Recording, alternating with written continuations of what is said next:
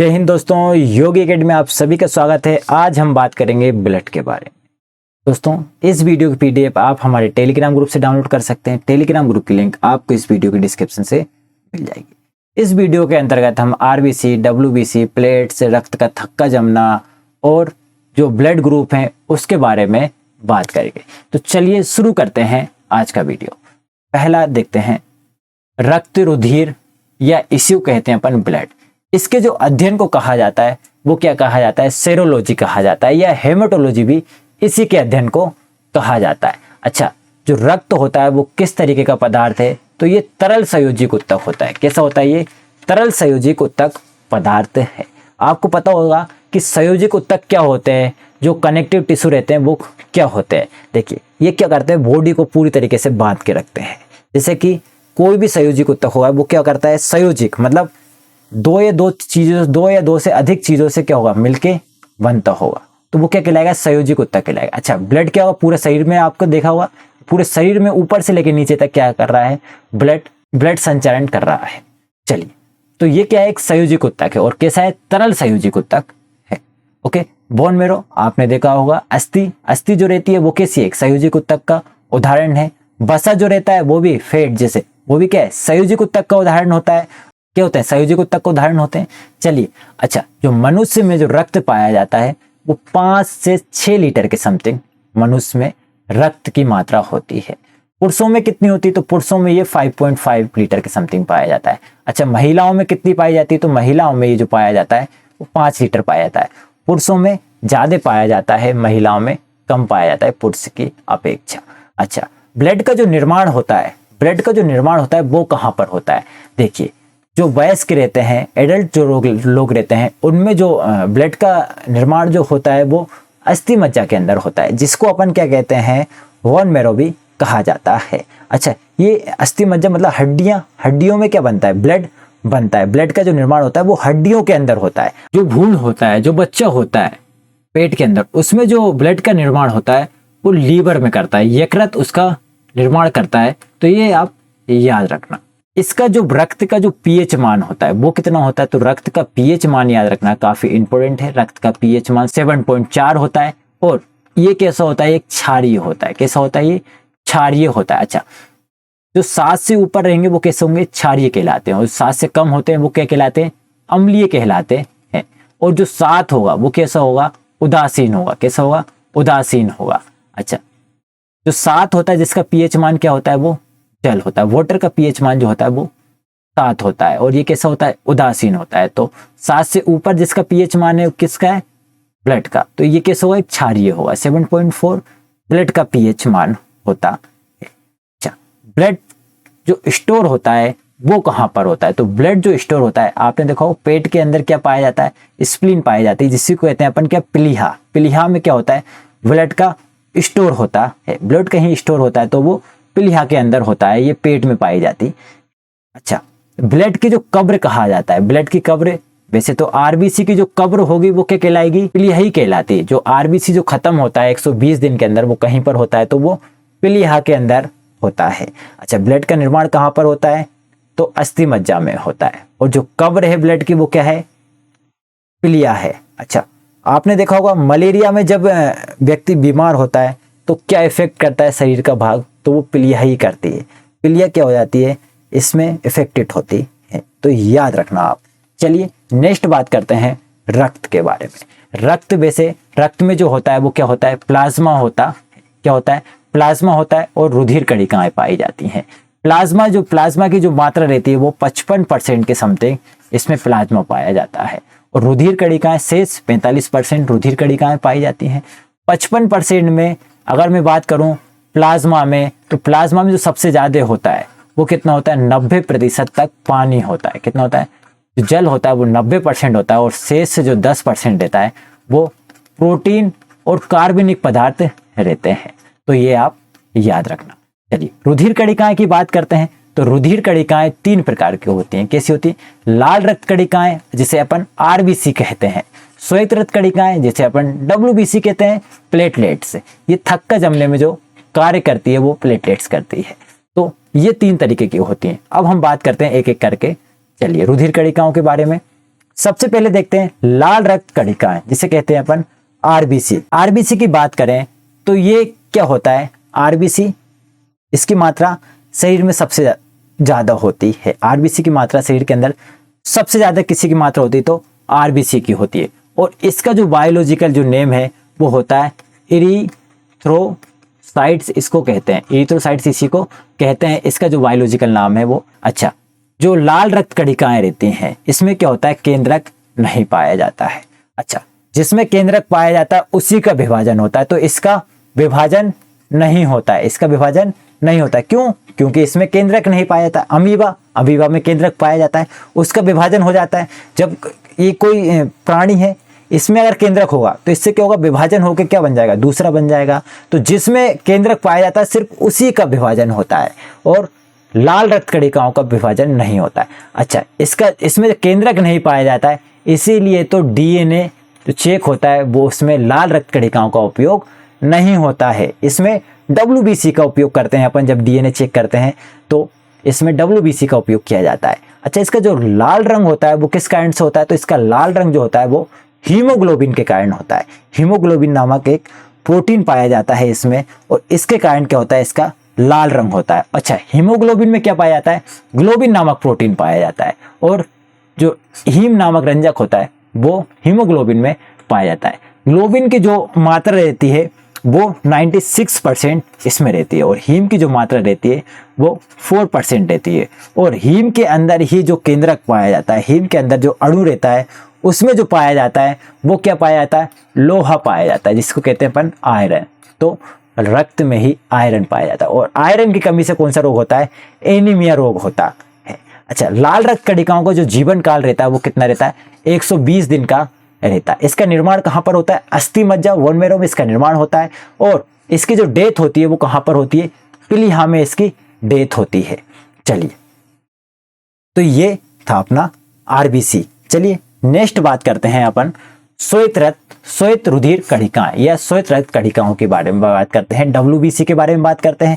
इसका जो biological name है वो क्या है, ल्यूकोसाइट्स इसका बायोलॉजिकल नेम है। इसका जो आकार होता है वो कैसा होता है, अनियमित इसका आकार होता है।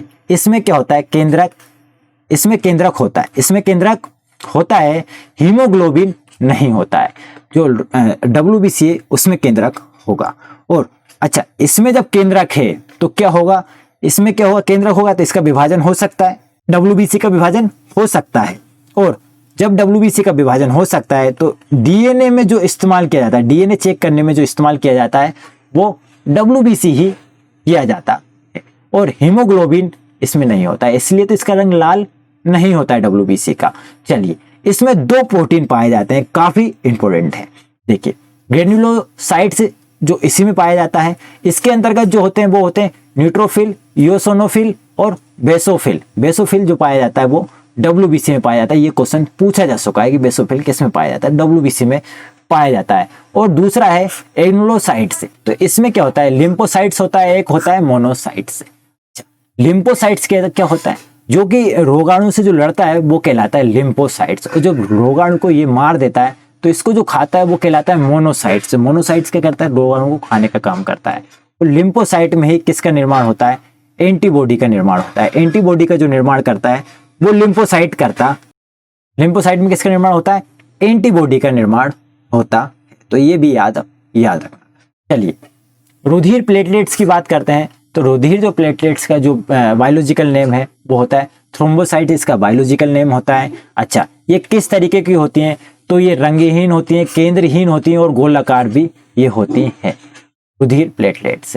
अच्छा, इसका जो कार्य रहता है वो क्या करता है कि जब शरीर का कोई अंग कट जाता है तो ये क्या करता है, थक्का बनाने में काम करता है, और इसी को थक्का बनने की जो क्रिया है उसको कहते हैं ब्लड क्लोटिंग कहा जाता है। अब हम बात करेंगे ब्लड क्लोटिंग किस तरीके की होती है, रक्त स्कंदन किस तरीके से होता है। तो आपने देखा होगा जब भी किसी कटे हुए भाग से जब रक्त बाहर निकलता है तब क्या होता है कि एक जेली नुमा संरचना बन जाती है। मतलब क्या होती है, देखा होगा कि आपने पपड़ी नुमा एक संरचना बन जाती है शरीर के ऊपर, और वो क्या होता है कि ब्लड को बाहर आने से क्या होता है, रोक देता है। ब्लड को बाहर आने से क्या होता है, रोक देता है। और ये क्रिया 4 से 5 मिनट के अंतर्गत हो जाती है, मतलब 4 से 5 मिनट के अंतर्गत ही कर लेता है। तो ये किस तरीके से करता है, तो इसके बारे में हम समझते हैं। देखिए, जो प्लेटलेट्स है जिसको कहते हैं अपन थ्रोम्बोसाइट्स। थ्रोम्बोसाइट्स क्या होता है, वायु के साथ क्रिया करता है। जब अपना अंग कट जाता है, शरीर का कोई भाग कट जाता है, तो उसमें वायु प्रवेश करती है।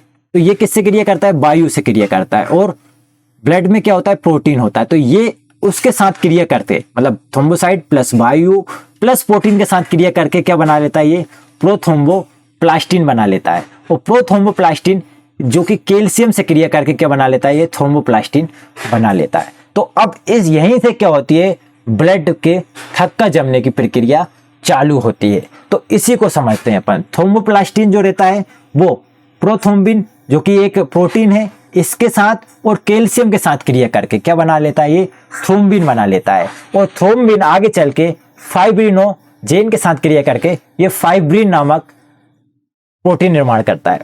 तो जो फाइब्रिन नामक जो प्रोटीन रहता है वही क्या करता है, रक्त का थक्का जमाने में सहायक होता है। तो आप ये याद रखना। क्या होता है, सबसे पहले थ्रोम्बोसाइट रहता है, वो वायु के साथ क्रिया करता है, क्योंकि रक्त में क्या होती है, जब वायु प्रवेश करती है तो ये रिएक्ट करता है थ्रोम्बोसाइट। वायु प्लस प्रोटीन के साथ क्रिया करके ये क्या बना लेता है, प्रोथ्रोम्बोप्लास्टिन बना लेता है। और प्रोथ्रोम्बोप्लास्टिन कैल्शियम के साथ क्रिया करके थ्रोम्बोप्लास्टिन बना लेता है।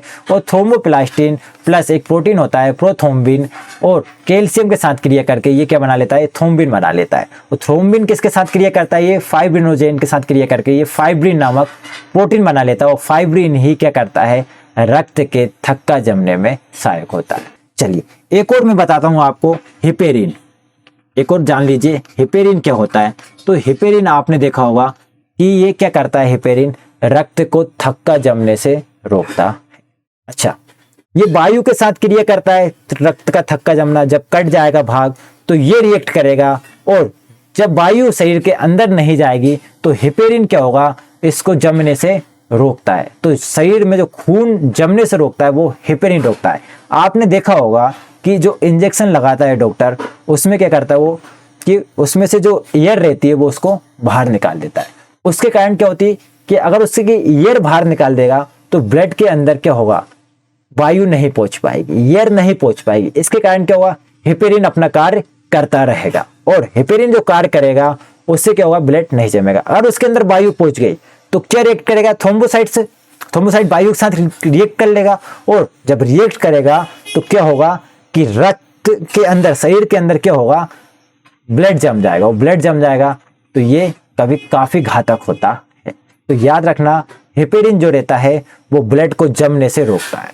तो चलिए दोस्तों, और सबसे ज्यादा सहायक जो कोई होता है, विटामिन के। विटामिन के ब्लड को जमाने में सबसे ज्यादा सहायक होता है।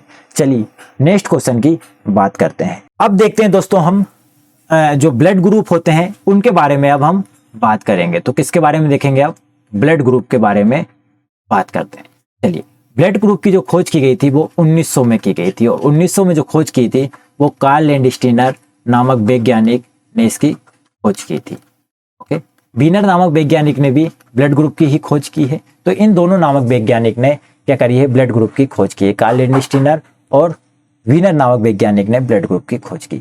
आपने देखा होगा कि सभी मनुष्यों का जो रक्त रहता है वो एक समान नहीं होता है, वो कैसा होता है, भिन्न भिन्न होता है। अच्छा, इसकी जब भी कभी आपने ऐसी कल्पना की थी इसकी भिन्नता का कारण क्या होता है, तो जो आरबीसी रहती हैं, अपनी जो आरबीसी रहती हैं उसके अंदर एक प्रोटीन पाया जाता है। और एक और प्रोटीन पाया जाता है इस रक्त के अंदर ही, जिसे कहते हैं एंटीबॉडी। एंटीबॉडी, और आरबीसी में जो पाया जाता है वो पाया जाता है एंटीजन। आरबीसी में जो पाया जाता है वो क्या पाया जाता है, एंटीजन पाया जाता है। और दूसरी पाई जाती है एंटीबॉडी। ये भी क्या होता है, एंटीबॉडी का निर्माण कौन करता है, मैंने अभी आपको बताया है कौन करता है, लिम्फोसाइट एंटीबॉडी का निर्माण करता है। चलिए, ये दोनों सहायक होते हैं ब्लड ग्रुप के निर्माण में। चलिए अब हम बात करते हैं ब्लड ग्रुप की। ब्लड ग्रुप जो होते हैं वो क्या होते हैं, ए, बी और ए बी और ओ होते हैं। ये 4 तरीके के ब्लड ग्रुप होते हैं। आपने कभी ब्लड की संरचना देखी होगी। ब्लड को, जब ब्लड का जो ग्रुप चेक करता है डॉक्टर, उसको किस तरीके से चेक करता है, तो वो क्या करता है, इसको पतला कर देता है। और पतला करके क्या करता है, वो ब्लड को चेक करता है। जैसे कि मैं आपको यहाँ पे बताता हूँ, देखिए ये ब्लड है अपना, ये क्या है, ब्लड की बूंद है। इसको जब वो सूक्ष्मदर्शी से देखेगा तो ब्लड को क्या करेगा, वो देखेगा और उसमें जब उसने देखा कि इसमें इस तरीके का है, ब्लड कैसा है, इस तरीके का है, इसमें ये ऊपर ये निकल रहे हैं, ओके, इसमें ये निकल रहे हैं गोल गोल, तो ये ब्लड का ग्रुप जो होगा वो क्या होगा, ए ग्रुप का होगा। और अगर इसी जो रक्त, ऐसा जो रक्त है, कोई दूसरा व्यक्ति है उसका जो रक्त है उसमें ये इस तरीके का निकल रहा है, इस तरीके का निकल रहा है, तो वो क्या होगा, इसका जो ब्लड ग्रुप होगा वो क्या होगा, बी होगा। और कोई व्यक्ति ऐसा भी होता है जिसमें क्या होता है कि ये गोल भी निकलता है और इस तरीके से भी निकलता है, तो इसका जो रक्त होगा वो किस तरीके का होगा, ये होगा ब्लड ए बी ग्रुप होगा। कौन सा ग्रुप होगा, ए बी। और कोई व्यक्ति ऐसा भी होगा जिसका क्या होगा, इसमें कोई होगा ही नहीं, ये कैसा होगा, बिल्कुल जीरो होगा। कैसा होगा, बिल्कुल ओ के आकार का होगा। तो इसको जो नाम दे दिया ओ दे दिया, और इसको जो दे दिया ए दे दिया, इसको बी दे दिया और इसको ए बी नाम दे दिया। क्या दे दिया, ए बी नाम दे दिया। तो हम इन्हीं के बारे में बात करेंगे। चलिए ब्लड ग्रुप ए की बात करते हैं। मैंने अभी बताया एंटीबॉडीज पाई जाती है, एंटीबॉडीज जो पाई जाती है वो प्लाज्मा में पाई जाती हैं, लेकिन इसको जो इसका जो निर्माण होता है, इसको जो बनाता है वो कौन बनाता है, लिम्फोसाइट इसका निर्माण करता है एंटीबॉडीज का। और ये पाई जाती है कहाँ पे, प्लाज्मा में पाई जाती है। और एंटीबॉडी का जो आकार होता है वो इस तरीके का होता है। आप ये देखिए, दो तरीके की होती है, एक इस तरीके का होता है, ओके, और एक ये गोला टाइप का होता है। तो ये एंटीबॉडीज की संरचना होती है ब्लड के अंदर, ओके। एक होता है एंटीजन। क्या होता है, एंटीजन। एंटीजन जो रहता है, इसके ऊपर जो ब्लड के ऊपर जो लगा रहता है, इसी को कहा जाता है एंटीजन। क्या कहा जाता है, इसी को एंटीजन कहा जाता है, ओके। अब बात करते हैं ब्लड ग्रुप ए की बात करते हैं। ए की संरचना आप देख रहे होंगे, इस तरीके की ब्लड ए की संरचना। और एंटीबॉडीज जो पाई जाती हैं वो ब्लड ग्रुप ए में बी आकार की पाई जाती हैं। कैसी, एंटीबॉडी बी पाई जाती है। क्या पाई जाती है, एंटीबॉडी बी पाई जाती है। अच्छा, इसमें क्या होगा कि आप देख रहे होंगे ब्लड, इसमें जो ब्लड है वो इसमें अब फंसेगा नहीं ये ब्लड, क्योंकि इसका जो आकार है वो कैसा है, ये चार खोटे टाइप का इसका आकार है, इसमें ब्लड नहीं फंसेगा। अगर इसी का आकार मैं गोला कर देता, इसी का आकार गोला कर देता, बोले तो ए कर देता, एंटीबॉडी क्या कर देता, मैं एंटीबॉडी ए कर देता, तो इसमें क्या होता है, ब्लड फंस जाता है, इसमें ब्लड फंस जाता है। जिसका ब्लड ग्रुप ए है उसकी जो एंटीबॉडी होगी वो कैसी होगी, इस तरीके की होगी, इस तरीके की इसकी एंटीबॉडी होगी, ओके। इसको बोलते हैं बी। किसके बोलते हैं, एंटीबॉडी बी बोलते हैं। तो याद रखना, ए की जो होगी वो एंटीबॉडी क्या होगी, बी होगी, और इसका एंटीजन क्या होगा, ए होगा, इसका एंटीजन ए होगा। तो ये आपको समझ में आया। अच्छा, अब बात करते हैं ब्लड ग्रुप बी की बात करते हैं। बी कैसा होगा, इसके जो ब्लड ग्रुप होगा उसके जो ब्लड के जो ऊपर होंगे वो इस तरीके के चार खोटे टाइप का निकलता है। और इसकी जो एंटीबॉडी होगी वो किस तरीके हुई, इस तरीके की होगी, इसकी गोला होगी। अब इसकी भी ऐसी नहीं हो सकती, इसकी कैसी नहीं हो सकती, इसकी ऐसी नहीं हो सकती, नहीं तो ये इसमें फंस जाएगा। तो इसलिए इसकी क्या करते हैं, बॉडी, इसकी जो एंटीबॉडी होती है वो ए आकार की होती है। तो मतलब इसका जो ब्लड ग्रुप बी है तो इसकी कैसी होगी, ए आकार की होगी। इसमें क्या होगा, ब्लड नहीं फंसेगा और अच्छी तरीके से ये इसका संचालन होता रहेगा, ओके। अब बात करते हैं ब्लड ग्रुप ए बी की। अच्छा, ए बी में क्या होगा, जो एंटीजन पाए जाएंगे वो देखिए, इसमें एंटीजन दो तरीके के पाए जाएंगे, उसमें इस तरीके को पाया जाएगा और एक ए पाया जाएगा। तो ये एक गोला पाया जाएगा और एक चार गोला टाइप का पाया जाएगा, ओके, एंटीजन। अच्छा, अब इसमें क्या होगा, अब इसमें ये दोनों नहीं हो सकती। अब इसमें अगर मैं ये दोनों ले लूं, एक ये वाला ले लिया मैंने, ओके, एक मैंने ये वाला ले लिया और एक मैंने ये वाला ले लिया, तो अब क्या होगा कि इन दोनों में फंस जाएगा। तो इसमें क्या हो जाएगा, इसकी मृत्यु हो जाएगी। इसमें किसकी, ए बी की मृत्यु हो जाएगी, ये ब्लड ग्रुप इसमें फंस के रह जाएगा। तो इसलिए इसमें कोई भी नहीं होता है, इसमें अनुपस्थित होती है। क्या होती है, एंटीबॉडी इसमें अनुपस्थित होती है। चलिए अब बात करते हैं ब्लड ग्रुप ओ की बात करते हैं।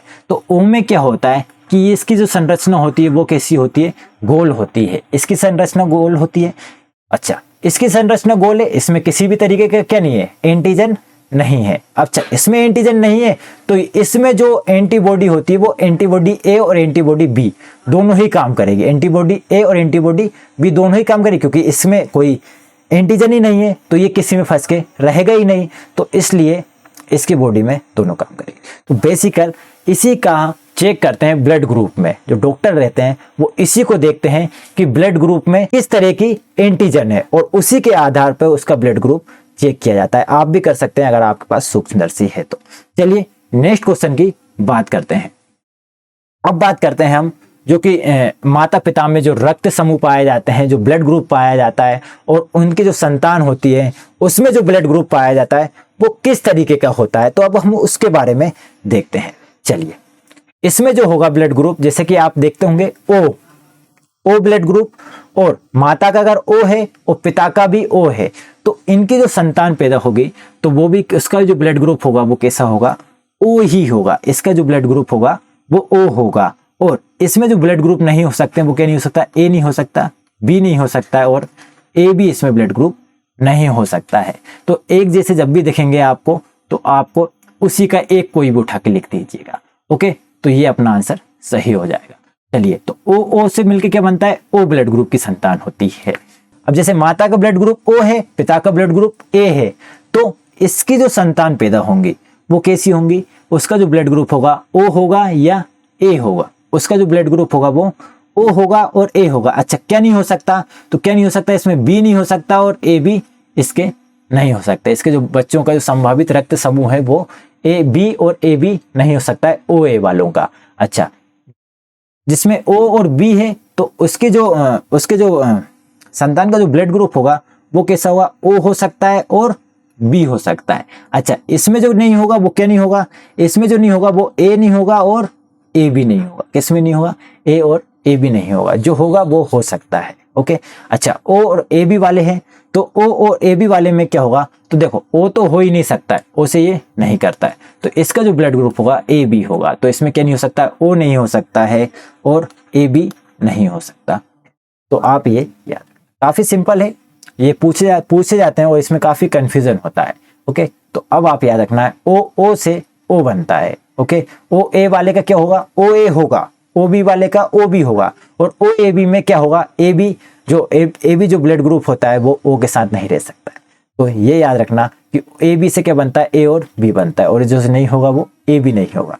चलिए, अब मैं बात कर चुका हूँ ए और ओ की बात कर चुका हूँ, इसलिए मैंने इसमें ओ और ए नहीं लिया है। तो मैंने डायरेक्ट क्या ले लिया, ए ले लिया है। क्या ले लिया, ए ले लिया है। तो ए में जो होगा वो नए जो हो सकता है, देखो सेम है, तो ये तो हो गई, और इसके साथ ओ भी हो सकता है। इसके साथ क्या हो सकता है, ओ भी होगा। तो जो सेम है उसके साथ ओ होगा, उसके साथ ओ होगा। जैसे कि यहाँ पे क्या है, बी है, तो इसके साथ क्या होगा, बी तो हो गई और ओ भी हो सकता है, बी तो है और ओ भी हो सकता है।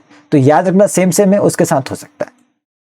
अच्छा, अब यहाँ पे क्या है, ए और बी, ए और बी है, ए और बी से क्या बन सकते हैं, देखिए ए और बी से क्या बन सकता है, ए भी बन सकता है, बी भी बन सकता है और ओ भी बन सकता है। क्या बन सकता है, ओ भी बन सकता है और ए भी बन सकता है। इसमें जो रक्त समूह हो सकता है बच्चों का वो 4 ही हो सकते हैं, और इसमें जो संभावित नहीं होगा वो क्या नहीं होगा, कोई भी नहीं होगा। ओके, मतलब ये हो सकते हैं, इसमें ये संभावित है और ये संभावित नहीं है। चलिए, ए और ए बी की बात करें, ए और ए बी की बात करें, तो इसमें जो होगा, देखो ए बी किससे क्रिया नहीं करता, ओ से नहीं करता है, तो याद रखना इसमें ओ नहीं होगा। तो इसमें क्या असंभावित कौन सा ओ हो जाएगा, और बाकी क्या है, ये हो सकते हैं। इसमें क्या हो सकता है, ए भी हो सकता है, बी भी हो सकता है और ए बी भी हो सकता है। तो ये आप याद रखना, यहाँ पे कोमा लगा लीजिएगा। ओके, चलिए, बी का बता ही दिया मैंने, तो इसमें क्या होगा, बी और ओ हो सकता है। ओके, बी और ए बी के साथ, बी और ए बी के साथ क्या हो सकता है, इसमें क्या हो सकता है, ए हो सकता है, बी हो सकता है और ए बी हो सकता है। इसमें क्या नहीं होगा, ओ नहीं होगा। इसमें क्या नहीं होगा, ओ नहीं होगा। ओके, अच्छा, ए बी की बात करूं मैं, ए बी और ए बी की बात करूं, ए बी इसके माता का ब्लड ग्रुप ए है, पिता का ए बी है, तो उसकी जो संतान होंगी उसमें क्या होगा, ए हो सकता है। अच्छा, ए बी किसके साथ नहीं होता है, ओ के साथ नहीं होगा। तो आप याद रखना ओ के साथ क्रिया नहीं करता, तो इसके क्या हो सकता है, ए बी हो सकता है और ए भी हो सकता है, और क्या नहीं होगा, इसका ओ नहीं होगा। आई होप कि आप सभी को ये समझ में आया होगा ब्लड ग्रुप। चलिए, अब हम बात करते हैं, अच्छा, सर्वदाता जो होता है वो क्या कहलाता है, ओ कहलाता है। क्या सर्वदाता जो समूह है वो क्या है, ओ सर्वदाता कहलाता है। और सर्वग्राही जिसे कहते हैं, ओके, जो ग्रहण कर सकता है वो क्या होता है, ए बी होता है। चलिए, नेक्स्ट बात करते हैं आरएचए फैक्टर की। आरएचए फैक्टर की जो खोज की थी वो लैंड स्टोनर और बीनर नामक वैज्ञानिक ने इसकी खोज की थी 1940 में। इन्होंने एक बंदर पे रिसर्च करी, उसका नाम था रिसर्च बंदर, और रिसर्च बंदर के नाम पर ही इसका नाम पड़ गया RH फैक्टर। ये RH फैक्टर रक्त के अंदर एक नई प्रकार की एंटीजन का पता चला है। ओके, इस बंदर में एक नई प्रकार का एंटीजन पाया गया। मैंने सामान्य रूप से जो एंटीजन बताए थे आपको वो इस तरीके के एंटीजन थे। ओके, मैंने अभी आपको बताया है इस तरीके के थे, लेकिन इसमें एक अलग तरीके का एंटीजन पाया और उसको इन्होंने नाम दे दिया RH। क्या नाम दे दिया? RH तत्व उन्होंने या RH फैक्टर इसमें नाम दे दिया। अब जिन व्यक्तियों में ये RH पाया जाता है, ओके, तथा जिनमें ये रक्त में नहीं पाया जाता है और उनको कहा जाता है RH रहित। जिनमें नहीं पाया जाता उनको RH रहित, और जिनमें पाया जाता है उनको सहित, RH सहित कहा जाता है। जिनके रक्त में ये पाया जाता है उनको RH सहित कहा जाता है। अब इसमें दो तरीके का पाया जाता है, एक पॉजिटिव RH होता है, एक नेगेटिव RH होता है। क्या होता है? दो तरीके का होता है, RH पॉजिटिव और RH नेगेटिव होता है। चलिए अब हम बात करते हैं कि जब रक्त का आदान प्रदान होता है तो उसमें ये पॉजिटिव का ख्याल रखा जाता है, RH पॉजिटिव और RH पॉजिटिव। RH पॉजिटिव वाला व्यक्ति RH पॉजिटिव वाले को दे सकता है, ओके, और RH नेगेटिव वाला व्यक्ति RH नेगेटिव वाले को दे सकता है। तो ये इसमें ख्याल रखा जाता है, ये पॉजिटिव और नेगेटिव का।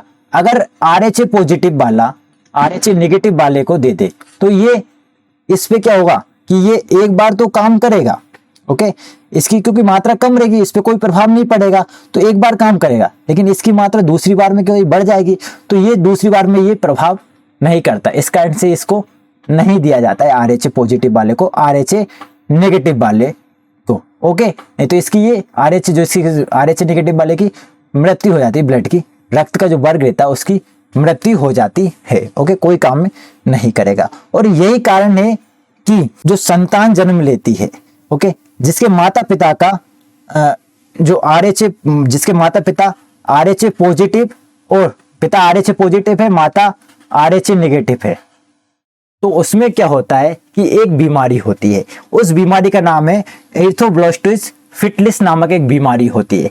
इसमें क्या होता है कि बच्चा गर्भ अवस्था में ही मर जाता है। अच्छा, जिस व्यक्ति का, जिसके पिताजी RH पॉजिटिव है और माताजी RH नेगेटिव हैं, अच्छा, उनका जो बच्चा रहेगा वो क्या होगा? गर्भ अवस्था में ही मर जाएगा। अच्छा, पहली बार में तो क्या इनकी संख्या कम रहेगी, तो ये पहली जो संतान रहेगी वो जीवित रह सकती है, पहली संतान जीवित रह सकती है, लेकिन इसके बाद की जो संतान होगी वो गर्भ अवस्था में ही मर जाएगी। तो यही कारण होता है गर्भ अवस्था में मरने का। क्या होता है? एरिथ्रोब्लास्टोसिस फिटलिस नामक एक बीमारी होती है, और वो किस कारण से होती है? इसी के कारण होती है, RH प्लस फैक्टर और RH माइनस फैक्टर के कारण। चलिए दोस्तों, ये था आज का हमारा वीडियो। कैसा लगा कमेंट बॉक्स में कमेंट करके जरूर बताइएगा। चलिए इसी के साथ मैं आपसे याद लेता हूं, धन्यवाद।